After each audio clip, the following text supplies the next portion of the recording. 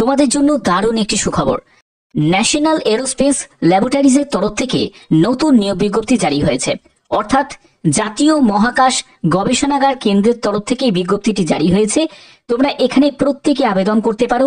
একজন male candidate বা female candidate প্রত্যেকে আবেদন করতে পারো, যেখানে যোগ্যতা হলো উচ্চ মাধ্যমিক পাস। তুমি যদি উচ্চ মাধ্যমিক পাস করে থাকো তাহলেই তুমি আবেদন করতে পারবে।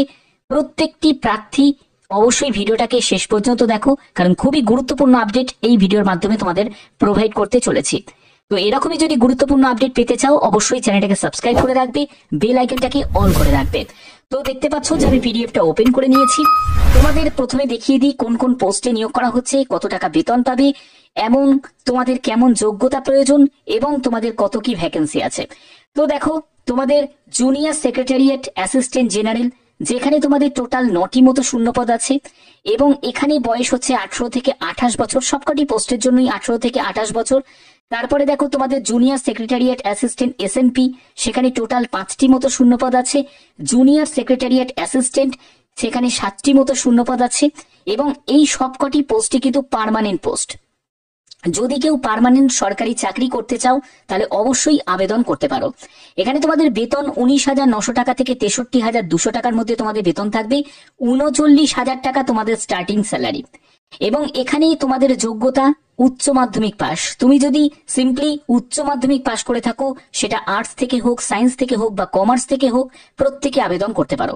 এবং কম্পিউটার স্পিড টেস্ট অবশ্যই তোমাদের থাকা দরকার এবং তোমাদের এখানে ডিজারেবল কোয়ালিফিকেশন, কিন্তু এটা কিন্তু ম্যান্ডেটারি নয়। যদি তোমাদের কম্পিউটারে কোনো নলেজ থাকে, অফিস, এমএস অফিস বা MS Word, MS Excel, PowerPoint, এইসব ব্যাপারে যদি তোমাদের বেসিক কোনো জ্ঞান থাকে তাহলেও তোমরা অগ্রাধিকার পেয়ে যাবে।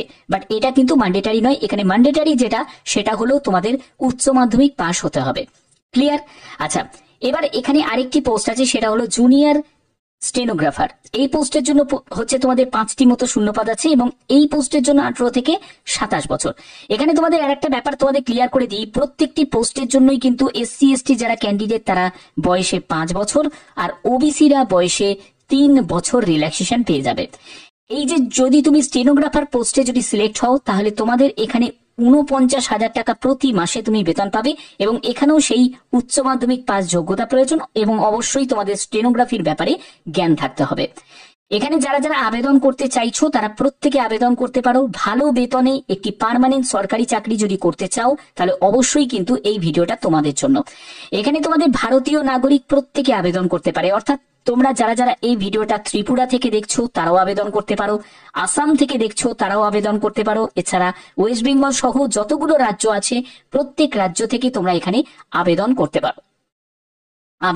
পারো। ঠিক আছে, এখানে দেখো তোমাদের এজ রিল্যাক্সেশন আছে, আমি তোমাদের আগেই ক্লিয়ার করে দিয়েছি।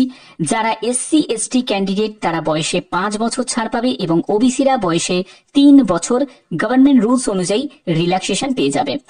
ওকে, আচ্ছা, এখানে দেখো তোমাদের এই রিল্যাক্সেশনের ব্যাপারটা এখানে ক্লিয়ার করা আছে এবং যারা পিডব্লিউবিডি ক্যাটাগরি থেকে তারাও কিন্তু আবেদন করতে পারে। এখানে আর কি কি বলা হয়েছে দেখো, এখানে গাইডলাইন্স, এগুলো কিন্তু তোমাদের অবশ্যই ফলো করতে হবে, তাহলে কিন্তু তোমাদের এই আবেদন তোমাদের অ্যাকসেপ্ট করা হবে। এখানে সিলেকশন প্রসেসের ক্ষেত্রে বলে রাখি, এখানে একটি রিটিন এক্সাম তোমাদের কন্ডাক্ট হবে। রিটিন এক্সামগুলো কিসের ভিত্তিতে হবে সেগুলো কিন্তু এখানে ক্লিয়ার করা আছে। তার আগে তোমরা দেখে নাও যে তোমাদের আবেদন মূল্য কত টাকা লাগছে।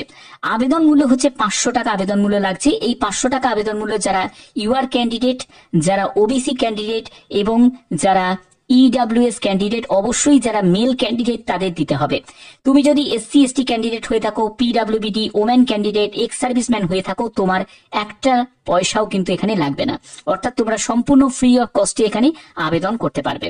এখানে তোমাদের কি কি ডকুমেন্টস নিড আছে আবেদন করার সময়, যেগুলো তোমাদের আপলোড করতে হবে, যেটা হলো তোমাদের ডেট অফ বার্থের সার্টিফিকেট বা 10th সার্টিফিকেট, তারপরে তোমাদের 10th সার্টিফিকেট মার্কশিট সেটাও লাগছে, উচ্চ মাধ্যমিকের তোমাদের সার্টিফিকেট, উচ্চ মাধ্যমিকের মার্কশিট সেটা লাগছে এবং 500 টাকা তোমাদের এসবিআই যে কালেক্টর রিসিপ্ট সেটাও কিন্তু তোমাদের প্রয়োজন হচ্ছে।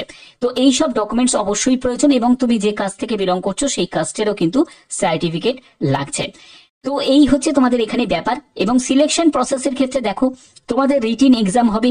রিটিন এক্সামের ক্ষেত্রে 200 মার্কসের তোমাদের পরীক্ষা থাকছে, 200 কোশ্চেন্স পাবে, 2 ঘন্টা 30 মিনিট তোমরা সময় পাবে। একদম 12 স্ট্যান্ডার্ডের কিন্তু প্রশ্ন থাকবে। ওএমআর তোমাদের বেসে তোমাদের পরীক্ষা হবে, কম্পিউটার বেস অবজেক্টিভ টাইপ তোমাদের এমসিকিউ টাইপের প্রশ্ন থাকবে। পেপার 1 যেটা হবে সেটা 90 মিনিট সময় পাবে, 100 কোশ্চেন্স, 200 মার্কস, অর্থাৎ প্রতিটি প্রশ্নের মান হচ্ছে 2 করে। নেগেটিভ মার্কিং কিন্তু থাকবে না, এটা সম্পূর্ণ কোয়ালিফাইং নেচার। তারপরে তোমরা চলে যাবে পেপার 2 তে, সেখানে তোমাদের 50 কোশ্চেন্স জেনারেল অ্যাওয়ারনেস এবং ইংলিশ ল্যাঙ্গুয়েজের উপর 150 মার্কস থাকছে। 1 নেগেটিভ মার্কিং কিন্তু তোমাদের যাবে, সেটা হচ্ছে রং অ্যান্সারের জন্য। এখানে তারপরে তোমাদের টাইপিং স্পিড টেস্ট নেওয়া হবে, যেখানে তুমি চাইলে ইংলিশেও টাইপ করতে পারো। যদি ইংলিশে টাইপ করো তাহলে 35টি শব্দ প্রতি মিনিটে টাইপ করতে হবে, আর যদি তুমি হিন্দিতে টাইপ করো তাহলে 30টি শব্দ প্রতি মিনিটে টাইপ করতে হবে। এই ব্যাপার কিন্তু এখানে উল্লেখ করা আছে। অবশ্যই সেটা তোমরা কোন পোস্টে আবেদন করছো সেই পোস্ট অনুযায়ী অবশ্যই তোমাদের সেটা একবার দেখে নিতে হবে। যারা যারা এখানে আবেদন করতে চাইছো তাদের জন্য কিন্তু একটা বিগ অপরচুনিটি। তো দেখতেই পাচ্ছ তোমাদের যে নিয়োগটি করা হচ্ছে সেটা CSIR এর তরফ থেকে, ন্যাশনাল এরোস্পেস ল্যাবরেটরিজ এর তরফ থেকে এই বিজ্ঞপ্তি জারি হয়েছে। অ্যাডভার্টাইজমেন্ট নাম্বার হচ্ছে 3/2025, অফিসিয়াল ওয়েবসাইট হচ্ছে এটা। এর লিঙ্ক আমি ডেসক্রিপশনে দিয়ে দেবো, তোমরা সেখান থেকে ডাইরেক্ট আবেদন করতে পারবে। রিক্রুটমেন্ট সেকশনে গেলেই কিন্তু এই নোটিফিকেশনটা তোমরা পেয়ে যাবে। 16 এপ্রিল থেকে আবেদন শুরু হয়েছে, 20 মে 2025 হচ্ছে আবেদনের শেষ তারিখ। কোন কোন পোস্টে নিয়োগ করা হচ্ছে সেগুলোর ডিটেলস কিন্তু আমি তোমাদের ক্লিয়ার করেই দিয়েছি, কত কি বেতন সম্পূর্ণ। এটা কিন্তু একটি সরকারি চাকরি, যারা কেন্দ্রীয় সরকারি চাকরি করতে চাও পার্মানেন্ট পোস্টে তারা কিন্তু অবশ্যই আবেদন করতে পারো। ভ্যাকেন্সি কম হতে পারে, কিন্তু এখানে কম্পিটিশনও কিন্তু অনেকটাই কিন্তু কম যায়। যারা যারা এইসব পোস্টগুলোতে আবেদন করবে তারা কিন্তু গেনার হবে। তো আশা করি তোমাদের এই ভিডিওটার মাধ্যমে প্রত্যেকটি তথ্য খুঁটিনাটি তোমাদের কাছে তুলে ধরতে পারলাম। আর যদি এরকমই গুরুত্বপূর্ণ আপডেট তোমরা প্রতিনিয়ত পেতে চাও, তার জন্য এখনো বলছি চ্যানেলটাকে সাবস্ক্রাইব করে নাও, বেল আইকনটাকে অল করে নাও এবং ভিডিওটাতে এখনই একটা লাইক করে দাও। তো এখনের মতো এইটুকুই, টাটা।